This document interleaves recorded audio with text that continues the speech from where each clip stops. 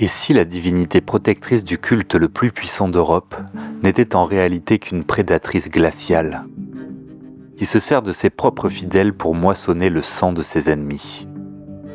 Préparez-vous car l'histoire que nous allons aborder aujourd'hui dépasse la simple survie pour toucher aux secrets les plus enfouis de l'Ancien Monde. Bienvenue à toutes et à tous pour ce 5e épisode de Lore Drop consacré à Degenesis. Aujourd'hui, nous poursuivons notre série sur les maraudeurs pour traquer une figure aussi mystérieuse qu'impitoyable, Aspera. Petit point sur le format. On conserve notre jauge de spoilers léger, moyen et lourd, même si, à mesure que l'on creuse le métaplot de l'univers, la section spoil léger se raccourcit inévitablement. Et bien sûr, restez bien jusqu'à la fin pour la section théorie. J'ai lu avec énormément de plaisir vos hypothèses sur la vidéo de Triglo, et ça m'a donné une petite idée pour la suite dont je vous parlerai en fin de vidéo. Alors installez-vous confortablement et plongeons ensemble dans les archives du flux statique.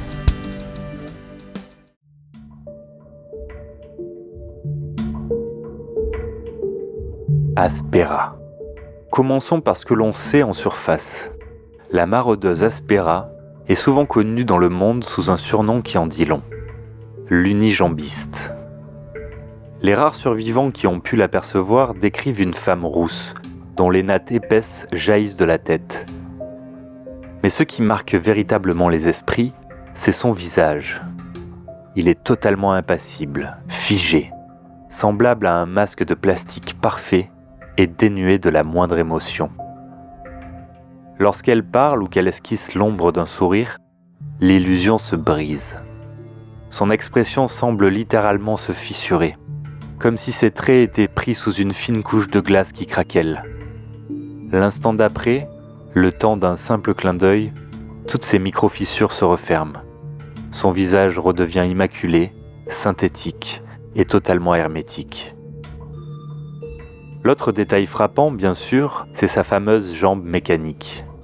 Loin de ressembler aux prothèses bricolées de l'époque post-apocalyptique, la sienne se meut avec une agilité et un silence absolu. Des stabilisateurs pivotent en douceur, des cylindres cinétiques virent sans le moindre bruit, s'adaptant automatiquement et en temps réel au meilleur angle d'approche. Elle est souple, d'une rapidité fulgurante. C'est une véritable chasseresse. Mais la grande question qui hante les terres ravagées demeure. Qui ou quoi traque-t-elle avec une telle précision? Ce que l'histoire retient, c'est qu'au fil des siècles, elle a délibérément choisi de se laisser trouver par les chroniqueurs, à de très rares occasions. Parfois, lors de ces rencontres, elle leur révèle immédiatement des connaissances très anciennes, des données que les fragments du culte croyaient scellées à tout jamais dans les abysses du flux statique. Mais d'autres fois, elle exige un sacrifice. Et face à une entité d'une telle envergure, tous ceux qui s'approchent d'Aspera finissent par s'y soumettre, remettant inexorablement la grande roue du destin en mouvement.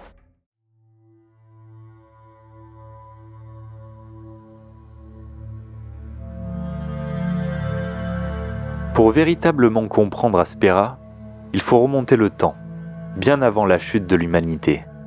Avant l'Echatone, Aspera s'appelait Christine Asperson. Elle n'était pas une simple scientifique. Elle siégeait au prestigieux et tout-puissant conseil d'administration du Recombination Group, le légendaire RG. Son rôle principal consistait à superviser le projet Aspera. Et ce n'était pas un simple caprice technologique. Son but ultime était de concevoir et de propulser 12 orbiteurs spatiaux titanesques au-dessus de l'atmosphère terrestre. Et ce, quelques jours à peine avant l'impact des astéroïdes. Son nom résonne d'ailleurs dans le passé à travers les mystérieuses archives audio, connues sous le nom de Volonté de Gehamet. Elle apparaît dans 2 de ses enregistrements cruciaux, nous offrant une fenêtre directe sur les machinations de l'Ancien Monde. Dans le premier, on l'entend discuter affaires avec Victor Karminov, un autre membre du Conseil. Leur conversation aborde 3 sujets capitaux. Le premier point majeur concerne la station spatiale de Baïkonour. Le RG cherchait par tous les moyens à se l'approprier pour lancer le projet Aspera. Se heurtant au blocage diplomatique des gouvernements russes et kazakhs, c'est contre toute attente une intervention de la Chine qui a fait pencher la balance et rendu l'achat possible. Cette information est cruciale car elle situe leur échange juste avant le 4 mars 2059, date historique où les journaux russes annonçaient la vente.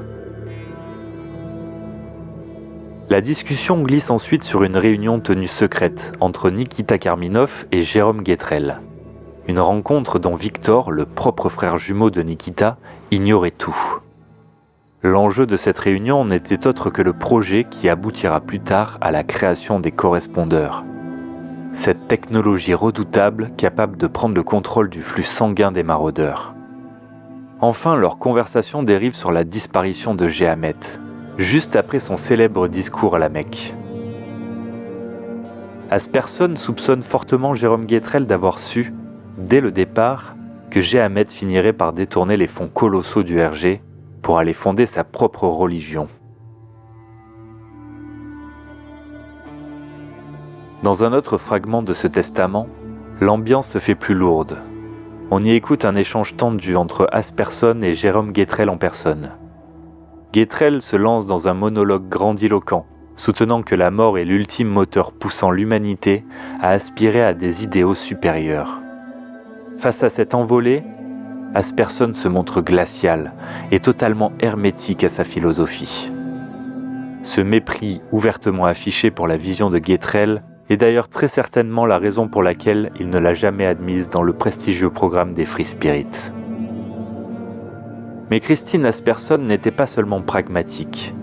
Elle était une tacticienne impitoyable de l'ère transhumaine. Des archives textuelles interceptées dévoilent une conversation effarante entre elle, Victor Karminov, le futur maraudeur Tchernobog, et Irina Belova, opérant sous le nom de code de Y. Lors de cet échange chaotique, Karminov hurle sur Y, lui reprochant l'amateurisme d'un attentat terroriste perpétré par la secte des apocalyptiques, qui risque de compromettre les plans de Guetrel. C'est alors qu'Aspera se connecte au réseau. D'une froideur chirurgicale, elle félicite sarcastiquement Y pour la couverture médiatique, avant de lui annoncer que les fuites seront purgées dans le sang par Norman Thorne en personne. Elle ordonne ensuite à Y de fuir vers Varsovie et d'effacer toutes ses traces. Lorsque Y se déconnecte, le verdict d'Aspera tombe sans appel. Y est devenu un handicap, une simple variable à supprimer de l'équation.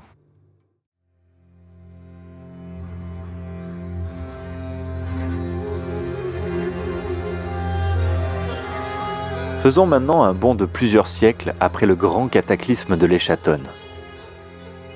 Aspera a survécu à la fin du monde. Et depuis des générations, elle collabore secrètement avec le culte des chroniqueurs. C'est elle la première qui a tiré la sonnette d'alarme sur une menace silencieuse. Des agents dormeurs du projet Tannhäuser s'étaient infiltrés dans les rangs même du culte. Mais il ne faut pas s'y tromper. Cette aide n'est pas guidée par l'altruisme. Cette alliance morbide repose sur un besoin physiologique terrifiant, le vampirisme technologique. Contrairement aux dormeurs qui s'éveillent intacts de leur caisson de stase, les maraudeurs subissent l'usure impitoyable des siècles. Leur corps et leur esprit sont lentement rongés par leur propre nanite sabotée. Pour ne pas sombrer dans la putréfaction ou la folie, Aspera doit régulièrement renouveler son système avec des nanites fraîches et saines. Elle a donc instauré une mécanique glaciale.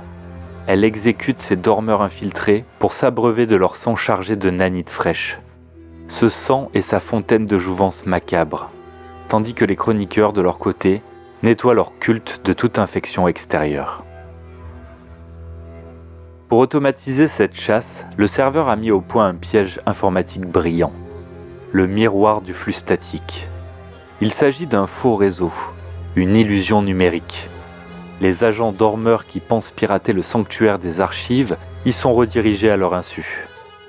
Pendant qu'ils fouillent ce mirage de données, le système analyse discrètement leur flux sanguin à la recherche de la signature des nanites. Dès que le piège se referme, Aspera sort de l'ombre. Un rapport d'expédition terrifiant, datant de l'an 2359, illustre parfaitement cette traque. Conservé précieusement dans les archives, ce récit rapporté par un agent non nommé raconte la traversée des terres gelées de la Borca par un groupe de chroniqueurs. Parmi eux se trouvait le médiateur Délette et le diffuseur Monitor. Lors d'une rencontre glaciale avec Aspera au milieu des Alpes, la vérité éclate. Monitor est identifié comme un agent dormeur. Pire encore, il avait apporté avec lui un étrange artefact, une pompe à extraction munie d'une longue aiguille. Mais face à un être millénaire, le rapport de force s'inverse instantanément. Aspera l'attrape à la gorge et ils échangent des mots dans une langue morte depuis des siècles. La sentence de la maraudeuse est immédiate. Elle s'empare de la pompe de Monitor, lui plante l'aiguille dans le cou et draine son sang chargé de nanite. Alors qu'il s'effondre sans vie dans la neige, Aspera se tourne vers les autres chroniqueurs, pétrifiés, et lâche d'une voix neutre. Cet homme était un imposteur, pas chroniqueur. Avant de s'évanouir à nouveau dans les montagnes. Avant de plonger dans le chaos des guerres des cités, il faut comprendre ce qui lie intimement Aspera aux événements qui vont suivre. Et pour cela, il faut révéler la pire trahison de l'Ancien Monde. Avant les Châtonnes, Jérôme Guétrel a fait implanter secrètement dans le corps de chaque membre du Conseil du RG, ou presque, un dispositif diabolique créé par Nikita Karminov. Les correspondeurs. Ce bijou de bio-ingénierie modifie le flux sanguin des maraudeurs pour rendre leur propre nanite anthropique. S'ils refusent de traquer les dormeurs de Tannhäuser ou s'ils dévient de la programmation de Guétrel, leur propre corps s'autodétruit dans des souffrances inimaginables. C'est cette agonie constante et programmée qui justifie leur soif vitale de nanite fraîche. Cependant, au milieu de cet enfer biologique, Aspera n'est pas seule. L'histoire confirme qu'elle et le maraudeur Goussef, le brise-glace de Noré, partagent une alliance défiant toute probabilité. Chacun est en possession du correspondeur de l'autre. Goussef détient la clé de l'agonie d'Aspera et Aspera garde celle de Goussef. C'est la forme la plus absolue de destruction mutuelle assurée. Un pacte qui leur permet de s'affranchir partiellement du contrôle de Guétrel pour mener leur propre guerre, main dans la main. Et leur première victoire commune a été de sauver le monde. L'influence d'Aspera va bien au-delà de la simple chasse aux espions. Ensemble, ils ont convaincu les chroniqueurs d'une vérité terrifiante, gravée dans le marbre de l'histoire. Relancer le flux mondial n'apportera pas le salut, mais sonnera le jugement dernier. C'est ici que le destin d'Aspera rejoint celui d'un autre colosse que nous avons déjà croisé, Triglo. Leurs méthodes diffèrent, mais leur but est identique. Là où Triglo agit comme un pare-feu technique, bloquant physiquement l'accès aux serveurs lunaires pour empêcher l'éveil global, Aspera, elle, agit comme un pare-feu idéologique. Elle a réussi l'impossible, détourner le culte le plus technophile de la planète de son propre Graal numérique. Tous deux savent que ce grand reset déclencherait instantanément le protocole apocalyptique ultime du projet Tannhäuser. Les distributeurs cracheraient des armées de dormeurs aux souvenirs intacts, les légions d'Amsumo de Noré s'activeraient pour leur ancien programme de guerre, et l'orchestre de Guétrel entamerait sa symphonie de sélection naturelle finale. En empêchant les chroniqueurs de commettre cette erreur fatale, Aspera n'a pas seulement protégé un culte, tout comme Triglo dans son bunker, elle a maintenu l'équilibre fragile d'un monde au bord du précipice. Mais cet équilibre va finir par vaciller. Le combat de l'ombre mené par Goussef et Aspera finit par éclater au grand jour au XXVe siècle, environ 400 ans après la chute. La région de la Borca est alors déchirée par un conflit d'une violence inouïe, connu sous le nom de guerre des cités. Ce pan de l'histoire mériterait d'être exploré en profondeur dans une autre vidéo. Mais pour en saisir l'essence, la cité d'Exalt s'était érigée en puissance absolue. Gouvernée par des agents de Free Spirit, sa population vivait dans une utopie prospère bâtie sur l'autodétermination. Exalt s'est étendue, absorbant les territoires voisins jusqu'à attirer l'ire des agents de Tannhäuser. 2 immenses légions exaltiennes ont alors marché vers la guerre. L'armée du Nord, dirigée par l'esprit libre Encéph, a mis le cap vers le cratère de Janus. L'autre, menée par Thraïs, a marché droit vers le sud en direction de Noré, le domaine interdit du maraudeur Gusev. Ce qui a suivi reste nimbé de mystère, mais selon les anciens registres de la ville de Cathédrale, Exalt avait ouvertement lancé une immense traque contre les maraudeurs, accusant ces créatures énigmatiques d'être les véritables architectes du projet Tannhäuser. Au nord, la légion d'Encéph a mené un assaut victorieux contre une abomination nommée le Vautour, qui n'était autre que le maraudeur Argailleur. Mais au sud, les forces de Thraïs se sont heurtées à une opposition inattendue au cœur du territoire de Noré. Son armée a été purement et simplement annihilée par une coalition dévastatrice alliant les Énémois et les machines humanoïdes Amsumo. Mais ce que l'histoire retient moins, c'est le détail machiavélique de cette victoire. Gusev a triomphé en grande partie grâce à une arme chimique, provenant des anciens laboratoires pharmaceutiques du RG. Et pire encore, ce sont les Spitaliers qui ont trahi Exalt à la toute dernière minute, empoisonnant l'armée d'Exalt avec les composés chimiques fournis par Gusev lui-même. Ce massacre total a toutefois laissé une cicatrice. Thraïs a réussi à s'extirper de ce charnier en emportant un trophée terrifiant dans le sang et la boue, la jambe d'Aspera. La maraudeuse l'a perdue au cœur du combat, brutalement arrachée par la fureur de Thraïs. Ce que l'on sait également, c'est qu'à l'aube de ces guerres des cités, Aspera était intervenue. Elle avait prévenu les chroniqueurs des véritables intentions d'Exalt, les sommant de couper définitivement les liens avec les agents de Free Spirit sous peine de faire face à leur propre Armageddon. Et pour prouver sa sincérité, elle ne s'est pas contentée de mots. Elle leur a remis une relique inestimable du flux statique qu'elle avait personnellement récupéré dans les archives perdues de la ville de Cathédrale. Avant même que les fragments ne puissent poser la moindre question, la maraudeuse s'était volatilisée. Tout au long du conflit, Aspera a continué de fournir au culte des renseignements cruciaux sur les avancées du projet Tannhäuser et la folie d'Exalt. Les chroniqueurs ont alors pris conscience de l'ampleur du désastre. 2 idéologies issues du Recombination Group menaçaient de transformer la Borca en un véritable enfer sur Terre. D'un côté le contrôle absolu, de l'autre un règne de sang chaotique pour expier les péchés du passé. Face à cette menace totale, le culte a réagi en déclenchant le fameux programme Occulteur. C'est la création d'une unité de l'ombre, composée d'agents effacés des registres, dédiés exclusivement à une purge implacable. Leur but, traquer et éradiquer tous les agents dormeurs infiltrés dans les rangs des chroniqueurs. Et c'est précisément dans le cadre de ce programme secret qu'ils ont mis en place le fameux piège du miroir du flux statique que nous avons évoqué plus tôt.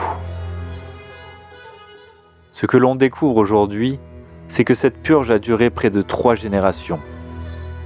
Ce fut un bain de sang silencieux et interminable, où Aspera s'est littéralement nourri de tous les infiltrés démasqués par les occulteurs. Mais cette guerre invisible a laissé de profondes séquelles. Elle a rendu le haut commandement des chroniqueurs complètement paranoïaque, au point qu'ils ont fini par abandonner leur but originel de réactiver le flux pour se concentrer uniquement sur la préservation de leur propre sécurité. Pour clore ce chapitre sur ce que l'histoire retient, penchons-nous sur l'échiquier actuel, juste après la grande tempête qui a balayé l'Atlantique noir.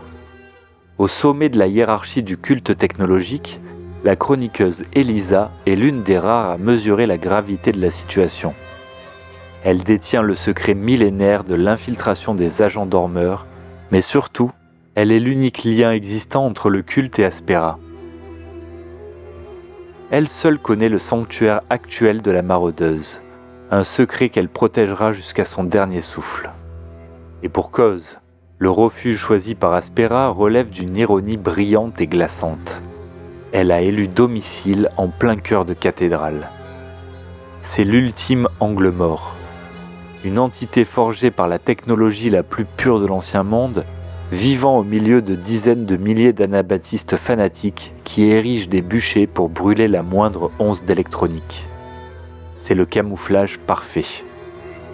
Invisible aux yeux de ses prédateurs, elle continue de manipuler les événements depuis l'épicentre de la foi fervente. Sous le couvert de l'anonymat, elle prête main forte à Modus, un paradigme du culte des chroniqueurs habilement déguisé en fragments. L'aidant à percer les coffres-forts virtuels renfermant les mémoires des tout premiers diffuseurs.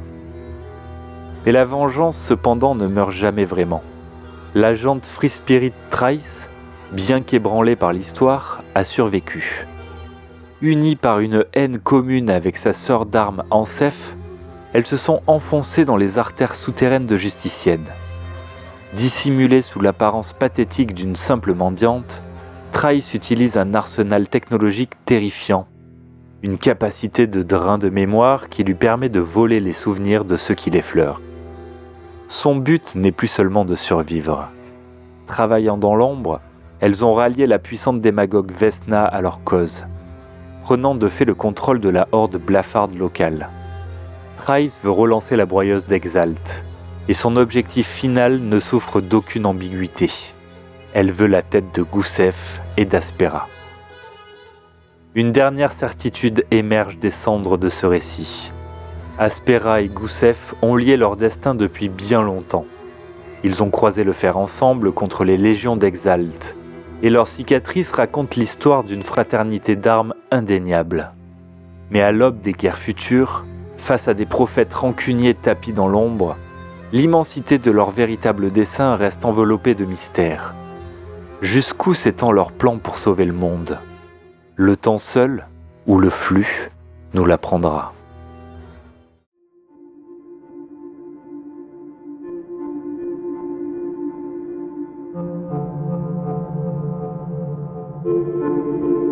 Avant de nous quitter, plongeons-nous dans la section des théories. L'univers de Dégénésis est un puzzle colossal, et la communauté a formulé des hypothèses fascinantes autour d'Aspera. Pour cet épisode, cette section est particulièrement conséquente.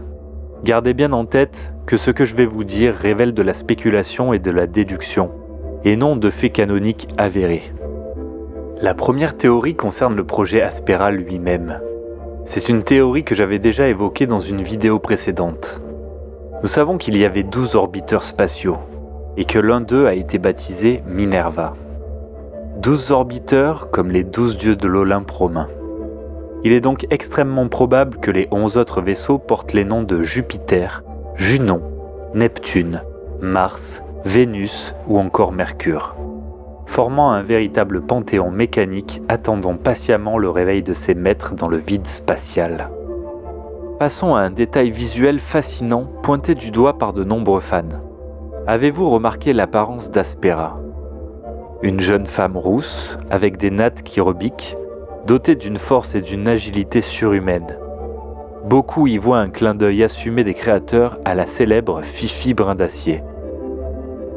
Tout comme le maraudeur Argailleur a des airs évidents de la mascotte du groupe Iron Maiden. Aspera serait une version cauchemardesque et post-apocalyptique de cette icône de la pop culture. Une autre théorie très pointue concerne un événement survenu en l'an 2203. Le meurtre mystérieux du mécanicien, tué à l'arme blanche. Un vieux teaser de l'univers laissait entendre qu'il y avait très peu de chasseurs de dormeurs en 2203. Pour de nombreux membres de la communauté, la coupable n'est autre qu'Aspera, qui utiliserait non seulement un brûleur d'âme, mais aussi un katana pour ses basses besognes. Ensuite, parlons de la relation ambiguë de la maraudeuse avec les chroniqueurs. Officiellement, Aspera aide le culte à purger ses traîtres. Mais qu'était cette mystérieuse relique inestimable du flux statique de cathédrale qu'elle leur a offerte à l'aube de la création du programme occulteur ? Pour une partie de la communauté, l'explication est pragmatique. Il pourrait tout simplement s'agir de données pures. Un ancien enregistrement décrypté, comme les fameux échanges audio entre Nikita et Jérôme Guetrel, ou Hélios et Jérôme Guétrel, révélant sans l'ombre d'un doute les secrets de l'Ancien Monde et l'existence du projet Free Spirit. Une simple preuve numérique inestimable pour forcer les chroniqueurs à ouvrir les yeux et à agir. Cependant, d'autres théories vont beaucoup plus loin et disent qu'Aspera utilise littéralement le culte comme son propre terrain de chasse automatisé. Dans cette hypothèse plus sombre, cette relique offerte à l'aube de la création du programme occulteur serait en réalité un dispositif en deux parties, un ensemble parfait comprenant à la fois un logiciel et son hardware. La partie logicielle serait l'algorithme qui a permis de créer le fameux miroir du flux statique, ce piège numérique redoutable conçu pour opérer les nanites des dormeurs dès qu'ils tentent de pirater le réseau. Quant à la partie matérielle, il s'agirait tout simplement de la fameuse pompe à extraction que l'on retrouve dans les mains de Monitor en 2359, conçue pour traquer ses agents dans le monde physique et purger leur sang. Si l'on suit cette hypothèse, une mécanique glaçante se dessine. Aspera aurait fourni la technologie complète au culte pour qu'il puisse débusquer et vider ses propres espions de leur sang chargé en anide, l'ambroisie. Elle aurait ainsi transformé la sécurité des chroniqueurs en un immense abattoir automatisé. Régulièrement, ces derniers entreprendraient de véritables pèlerinages à travers les terres gelées, apportant la pompe remplie de ce précieux nectar en tribut pour nourrir leur divinité protectrice. Dans cette perspective, l'expédition de 2359 prend une toute autre dimension. Monitor, l'agent dormant infiltré, ne s'est pas retrouvé là par hasard. En participant à cette livraison sacrée avec le hardware entre les mains, son objectif était d'une naïveté et d'une arrogance folles. Il comptait utiliser la pompe pour piéger Aspera. Il espérait pouvoir l'assassiner, ou pire encore, retourner la machine contre elle pour la vider de son propre sang primordial. Une ressource d'une valeur incalculable pour le projet Tannhauser ou Free Spirit. Mais on ne chasse pas impunément une prédatrice de l'Ancien Monde. En croyant tendre un piège à la maraudeuse avec son propre jouet, Monitor s'est jeté de lui-même dans la gueule du loup, offrant à Aspera son propre sang sur un plateau d'argent. Il y a également le mystère de sa cachette actuelle. Une question brûle les lèvres.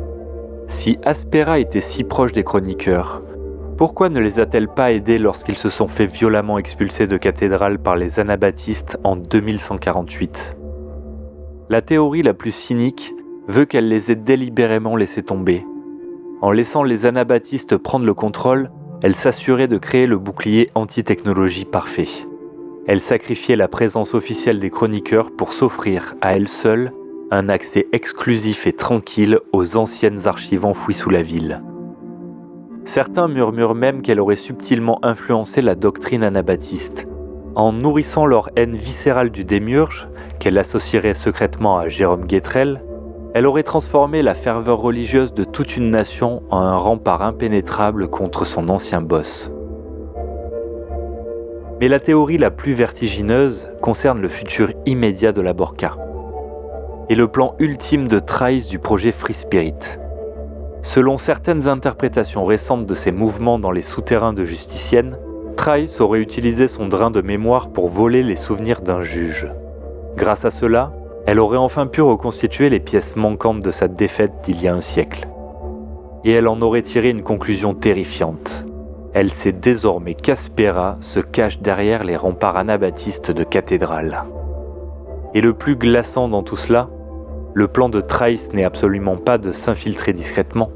Son but est de déclencher une guerre totale pour faire s'effondrer les murs mêmes de la ville sainte, forçant ainsi son ennemi juré à se dévoiler au grand jour.